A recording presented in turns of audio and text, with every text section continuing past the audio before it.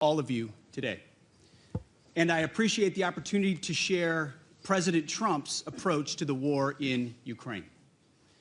We are at, as you said, Mr. Secretary, a critical moment. As the war approaches its third anniversary, our message is clear. The bloodshed must stop, and this war must end. President Trump has been clear with the American people and with many of your leaders that stopping the fighting and reaching an enduring peace is a top priority.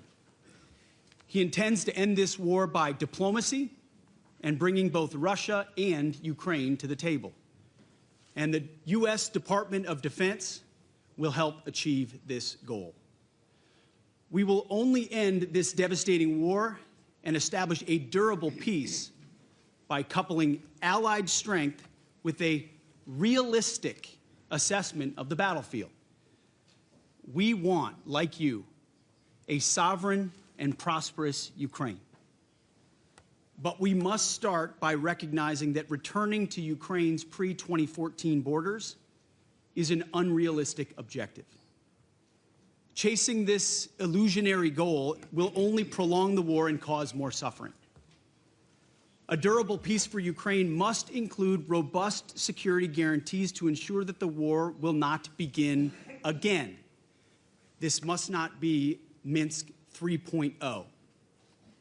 That said, the United States does not believe that NATO membership for Ukraine is a realistic outcome of a negotiated settlement.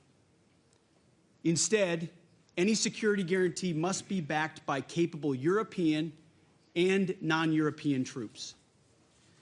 If these troops are deployed as peacekeepers to Ukraine at any point, they should be deployed as part of a non-NATO mission, and they should not be covered under Article 5. There also must be robust international oversight of the line of contact. To be clear, as part of any security guarantee, there will not be U.S. troops deployed to Ukraine. To further enable effective diplomacy and drive down energy prices that fund the Russian war machine, President Trump is unleashing American energy production and encouraging other nations to do the same. Lower energy prices, coupled with more effective enforcement of energy sanctions, will help bring Russia to the table. Safeguarding European security must be an imperative for European members of NATO. As part of this, Europe must provide the overwhelming share of future lethal and non-lethal aid to Ukraine. Members of this contact group must meet the moment. This means donating more ammunition and equipment, leveraging comparative advantages, expanding your defense industrial base, and importantly, leveling with your citizens about the threat facing Europe. Part of this is speaking frankly with your people about how this threat can only be met by spending more on defense. 2% is not enough. President Trump has called for 5%, and I agree.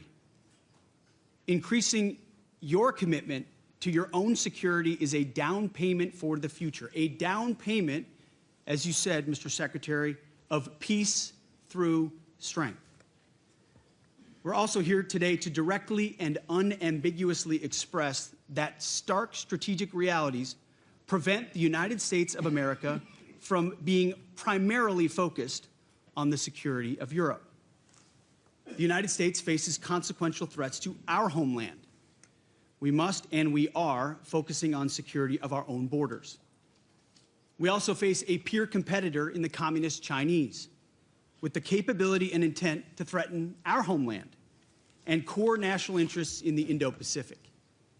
The U.S. is prioritizing deterring war with China in the Pacific, recognizing the reality of scarcity and making the resourcing trade-offs to ensure deterrence does not fail.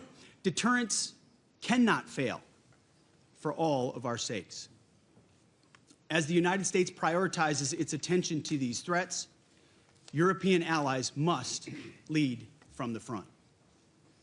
Together, we can establish a division of labor that maximizes our comparative advantages in Europe and Pacific, respectively. In my first weeks as Secretary of Defense, under President Trump's leadership, we've seen promising signs that Europe sees this threat, understands what needs to be done, and is stepping up to the task. For example, Sweden recently announced its largest ever assistance package. We applaud them for committing $1.2 billion in ammunition and other needed material. Poland is spending 5% of GDP on defense already, which is a model for the continent. And 14 other countries are co-leading capability coalitions. These groups are doing great work to coordinate Europe's contributions of legal assistance across 8 key capability areas. These are first steps. More must still be done.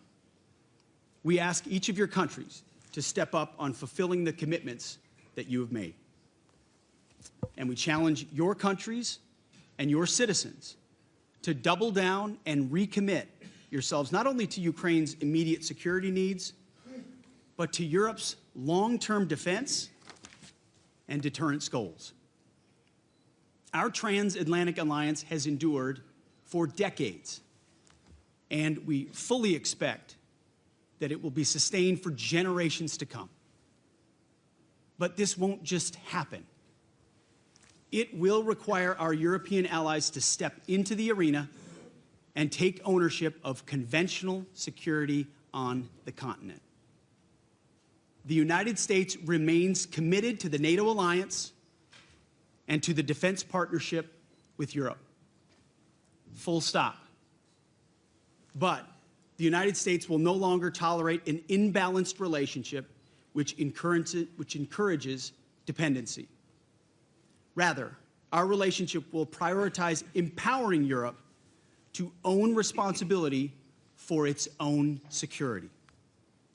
Honesty will be our policy going forward, but only in the spirit of solidarity. President Trump looks forward to working together, to continuing this frank discussion amongst friends, and to achieve peace through strength together. Thank you.